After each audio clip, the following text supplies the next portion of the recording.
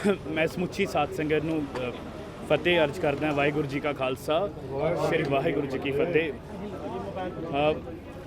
जिवें कि आप सब जानते हो कि मैनू अज अकाल तख्त साहब के उत्ते पेश होने के हुक्म होए सन। जिस दिन ही मैनू इस खबर बारे, इस फरमान बारे पता लग्या सी, उसी दिन मैं ये आख दिता सी मैं एक निमाणा सिख हाँ ते मेरा रोम रोम अकाल तख्त साहिब नूं समर्पित है। तो अज अकाल तख्त साहब के 5 सिख साहबाना सामने जथेदार साहब सामने पेश हो के जिहड़ा मैं अपनी जिहड़ी भुल है उहदी खिमा याचना मंगी है। तो जो फरमान अकाल तख्त साहब तो जारी होया, हरजोत सिंह एक निमाणा सिख होने के नाते इन बिन उस फरमान के उत्ते जिहड़ा है जो सेवा लगी है, जो धार्मिक सेवा लगी है, वो मैं इन बिन निभाऊँगा।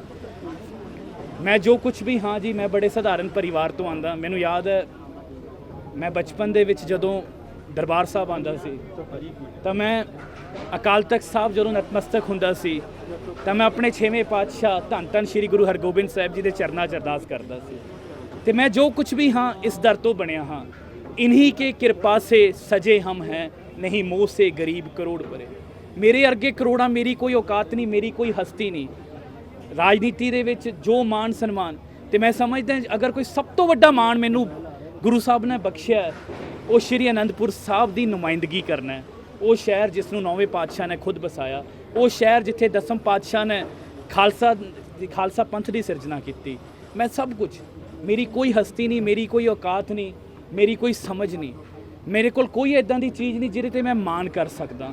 मैं मान सिर्फ अपने गुरु ते करदा, अपने 6वें पातशाह ते करदा। ते गुरु साहब बख्शनहार है, गुरु साहब दा तख्त बख्शनहार है, गुरु साहब दी संगत बख्शनहार है। मैं क्योंकि अकाल तख्त साहब के उत्ते कोई दलील नहीं, कोई स्पष्टीकरण नहीं। मेरा सीस अर्पण है, मैं पहले ही कहा सी कोई दलील अज भी तो पूछा मैं, कोई दलील नहीं, कोई कुछ नहीं। बतौर मंत्री मेरी जिम्मेदारी है जो मैं अपनी उहदी खिमा मंगदा ते जो फरमान होया वो जिहड़ा मैं इन बिन निभाऊँगा जिवें गुरु साहब फरमाते हैं। देखो जी, मैं इत्थे निमाणे सिख मैं बिल्कुल जो मैनू फरमान होया मैं इन बिन होनी तो सेवा। मैं तो इत्थे आने तो पहला भी तुसीं देखा गुरु के महल दर्शन करके आया तो पैदल ही, पर मैं फिर जो भी होया उन्होंने करा बहुत।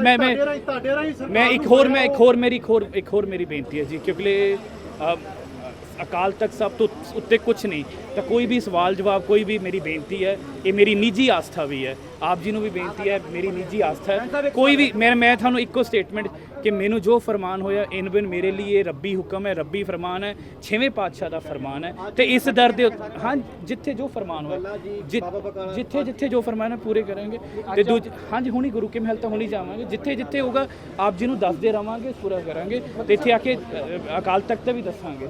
मेरे लिए मेरी फिर बार बार बेनती है कि कोई सवाल जवाब पावांगे तो मैं कोई नहीं, मेरे लिए अकाल तख्त साहब तो उत्ते कुछ नहीं, मेरे गुरु का हुक्म है, मेरे 6वें पातशाह का हुक्म है, तो मैं उसमें वाहिगुरू जी का खालसा वाहिगुरू जी।